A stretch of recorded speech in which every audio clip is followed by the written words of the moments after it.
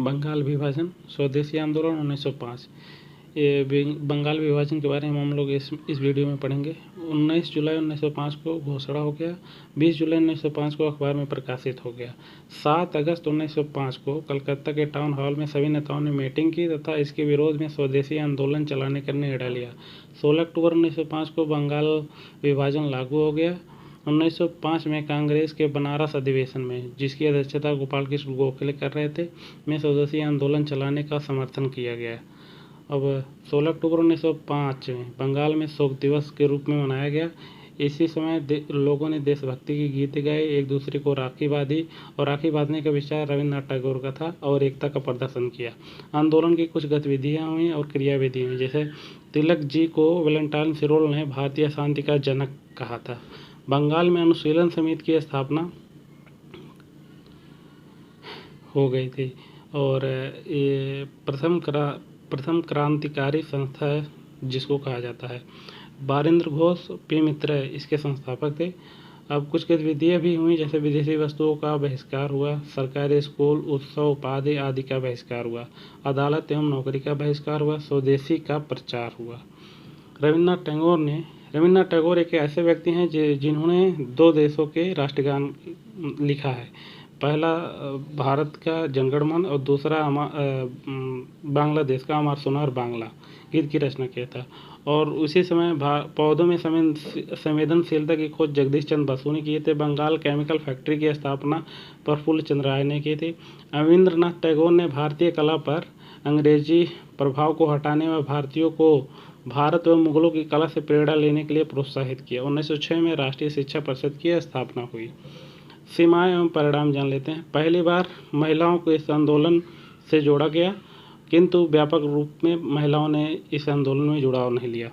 दूसरा है, मुसलमान वर्ग इससे दूर रहा, क्योंकि इसमें जो हिंदू धार्मिक प्रतीकों का प्रयोग किया गया। तीसरा है, गरीब और किसान इसके साथ नहीं जुड़ पाए, क्योंकि यह एक ऐसा मुद्दा था जिसमें केवल बुद्धिजीवी तबका ही जुड़ा था। और चौथा यह था कि यह नरम और गर्म दल के मध्य विवाद बन गया, मतलब विवाद का कारण हो गया। परिणाम क्या हुआ कि यह बंगाल विभाजन को रद्द नहीं करा सका, किंतु विरोध के नए तरीकों को जन्म दिया। मुस्लिम लीग की स्थापना 1906।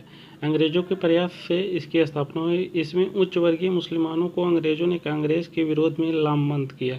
लामबंद का मतलब इकट्ठा किया। 1906 में लॉर्ड मिंटो से आगा खां के नेतृत्व में एक प्रतिनिधि मंडल शिमला में मिला तथा अंग्रेजों के प्रति वफादारी प्रस्तुत करते हुए मुस्लिम हित की मांग की। इस मुलाकात के बाद मुस्लिमों ने बंगाल के विभाजन के पक्ष में धरना दिया था। मुस्लिम लीग की स्थापना के बारे में जान लेते हैं। इसकी स्थापना 31 दिसंबर 1906 को हुई। संस्थापक सलीमुल्लाह थे, जो ढाका के नवाब भी थे। प्रथम अध्यक्ष थे इसके आगा खां, जो भी ढाका से थे। 1908 में पृथक निर्वाचन मंडल की मांग की और 1909 के पार्लियामेंट सुधार में अंग्रेजों ने पृथक निर्वाचन मंडल की मांग को स्वीकार कर लिया। कांग्रेस का विभाजन 1907। 1906 के कलकत्ता अधिवेशन में अध्यक्ष पद को लेकर विवाद हो गया। नरम दल चाहते थे कि रासबिहारी घोष कांग्रेस के अध्यक्ष बने, जबकि गरम दल के लोग चाहते थे कि तिलक जी को कांग्रेस का अध्यक्ष बनाया जाए। विवाद से बचने के लिए दादाभाई नौरोजी को अध्यक्ष बनाया गया। यहीं पर स्वराज शब्द का प्रस्ताव पास हुआ था। पहली बार स्वराज शब्द का प्रस्ताव यहीं पर पास हुआ था। 1907 में सूरत अधिवेशन में कांग्रेस का विभाजन हो गया। इसके कुछ कारण थे, जैसे अध्यक्ष पद का विवाद। नरम दल के लोग चाहते थे कि रासबिहारी घोष बने, जबकि गरम दल के लोग चाहते थे कि तिलक जी बने। और अधिवेशन स्थल को लेकर भी विवाद हो गया था। नरम दल के लोग चाहते थे कि सूरत में अधिवेशन हो, जबकि गरम दल के लोग चाहते थे कि नागपुर में अधिवेशन हो।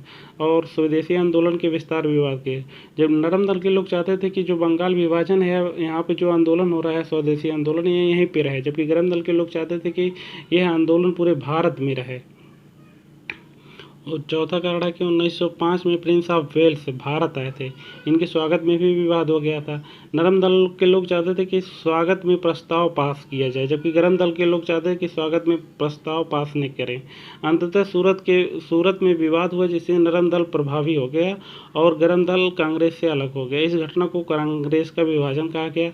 इस विभाजन से क्या हुआ कि अब सूरत में अधिवेशन भी हुआ और उसकी अध्यक्षता रासबिहारी घोषणा की और इस प्रकार गरम दल अलग हो गया और इस दौर में गरम दल का वर्चस्व रहा।